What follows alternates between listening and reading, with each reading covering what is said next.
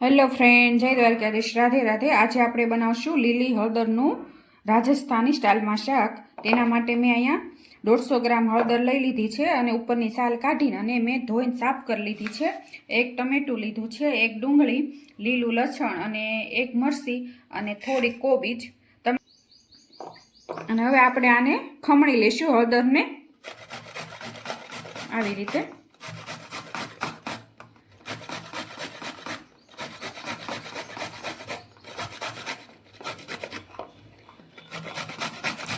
આ લીલી હળદરનું શાક રોટલા સાથે બહુ સરસ લાગે।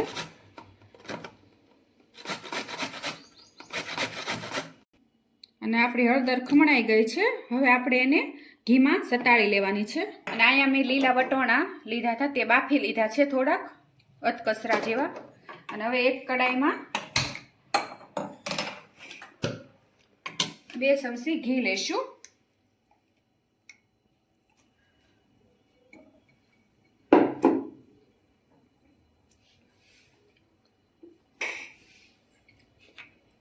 અને આ શાક ઘીમાં જ સરસ લાગે।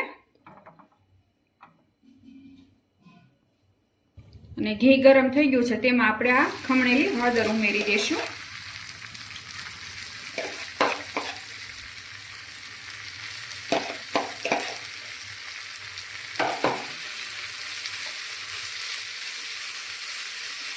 અને આવી રીતે ઘડીક એને આપણે તળવા દઈશું ઘીમાં।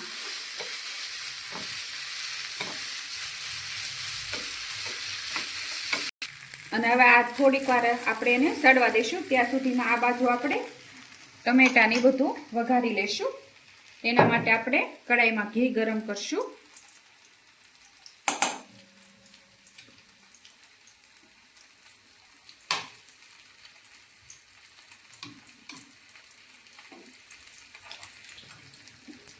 તેમાં થોડીક આપણે હિંગ ઉમેરશું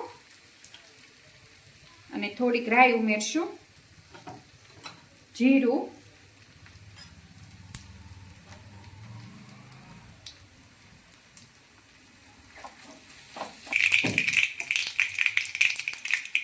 અને આપણું રાઈ જીરું આવી ગયું છે, તેમાં આપણે મરચાંની કટકી ઉમેરી દઈશું, લીલું લસણ ઉમેરી દઈશું।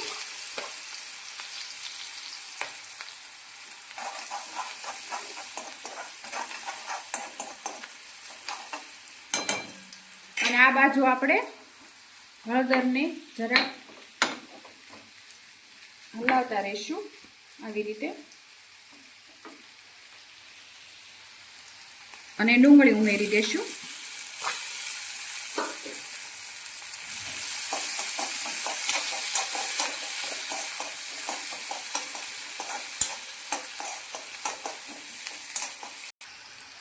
અને આપણે જે કોબી ખમણી હતી તે ઉમેરી દઈશું અને ટમેટા ઉમેરી દઈશું।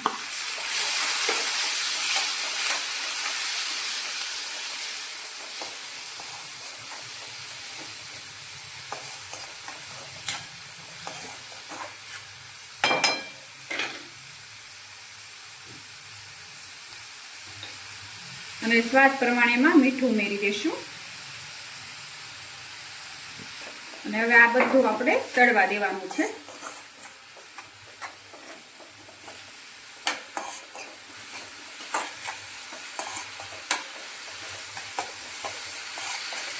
અને આપણી ખમણેલી હળદર પણ ચડી ગઈ છે અને 5 થી 7 મિનિટ સુધી તેને સતાડવાની છે।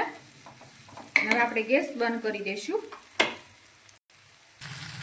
અને આપણા લસણ ને આ બધું સતાડાઈ ગયું છે, ડુંગળીને। હવે એમાં કાશ્મીરી મરચું ઉમેરી દઈશું, મસાલા કરી લઈશું બધા। જેટલું તમે તીખું ખાતા હો એ પ્રમાણે મસાલા કરવાના। જીરું પાવડર બધું મિક્સ કરી લઈશું।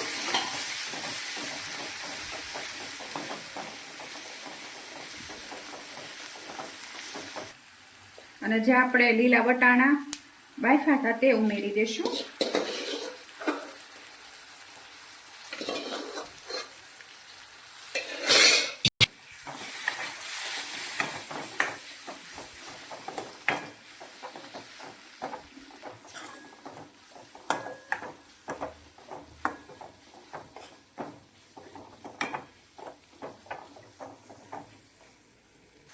હવે આપણે ખમણેલી હળદર ઉમેરી દઈશું.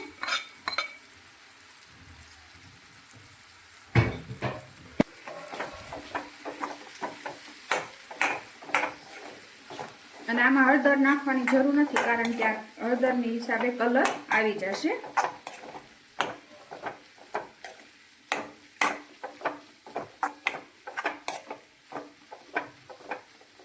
હવે આપણે થોડુંક પાણી ઉમેરી દઈશું.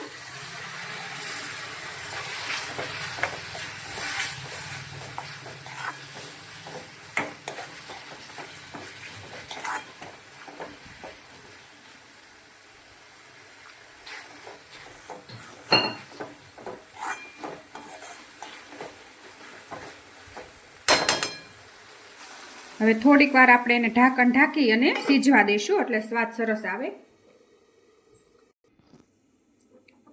હવે આપણે જોઈશું સરસ કલર આવ્યો છે અને મસ્ત સુગંધ સરસ આવે છે.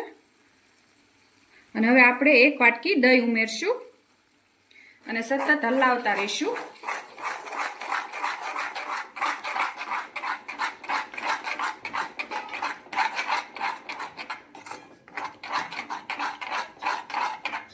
અને દહીં તાજું અને મોળું લેવાનું, એટલે સરસ સ્વાદ આવશે. અને રોટલા સાથે બહુ સરસ લાગે. હમણાં તો શિયાળો શરૂ છે એટલે હળદર ને એવું સરસ મળે.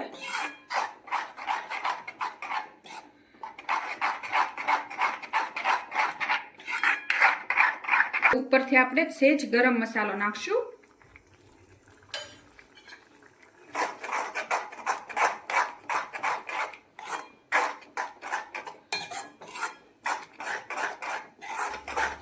અને આમાં ઘીનું પ્રમાણ થોડુંક વધારે લેવાનું.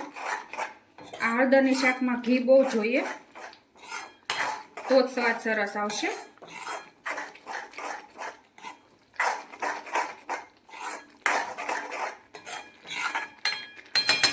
અને હવે આપણે થોડીક વાર એને સીજવા દઈશું હજી.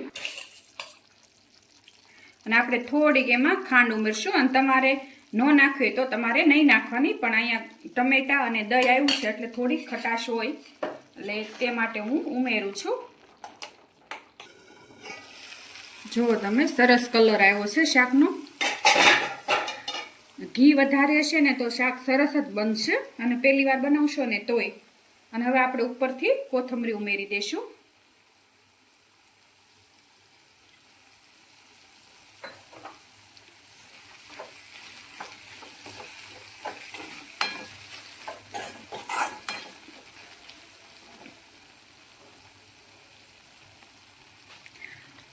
અને મારી આ લીલી હળદરનું શાક તૈયાર છે.